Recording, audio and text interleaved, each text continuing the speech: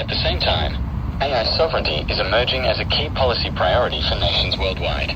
Official data shows that China holds 60% of the world's AI patents, making it the largest holder of artificial intelligence patents globally. As the open source ecosystem continues to mature, AI is set to further permeate every capillary of the real economy and provide sustained momentum into both new-type industrialization and the high-quality development of the digital economy. Resources and allows small and medium enterprises, whether in China and globally, to kind of use these models with relatively low cost. And oftentimes, the cost is a fraction of what the competitors, especially for example, ChatGPT and cloud, has offered.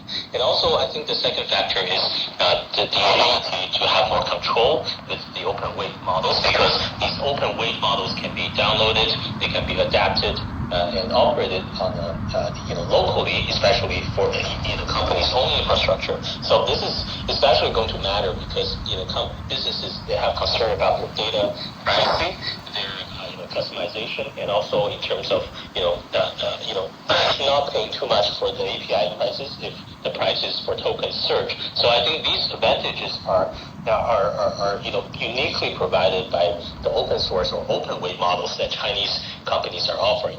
And I think the third factor is that Chinese models right now have an entire ecosystem, as we have talked about. So developers or companies, they can choose among different, for example, large reasoning models or models for coding, models for video generation, and also video models for specialized industrial purposes. So China is offering the whole spectrum of different models. So instead of having just one flagship product, say ChatGPT or DeepSeek, it's offering a menu of different models for different budgets and different applications. So in conclusion, I think Chinese models are wealthy, not because they're cheap or they're only cost efficient, but I do think they offer developers a more secure, also more alternative, and more options with a combination of capability, affordability, and freedom of deployment.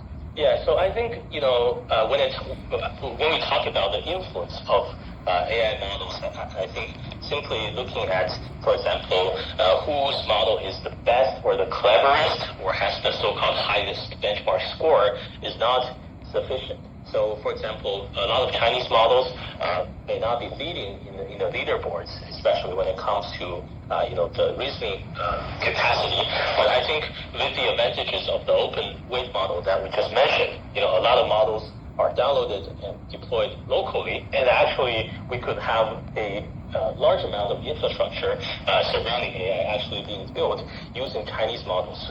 So the influence for these Chinese AI models, and also in terms of the future development of how technological diffusion is going to become, is going to be more centered around Chinese models. Now Chinese laboratories or Chinese companies are increasingly becoming the provider, the supplier of frontier research, and also in terms of AI applications, AI infrastructure, they're also a good provider of those. So I do think that despite some companies or some analysts may say downloads are different from revenue, from profits, but I do think they signal a very important fact that China is building its influence of not just becoming the single source of providing these chatbots or APIs, but also becoming a part of the important building blocks of global AI.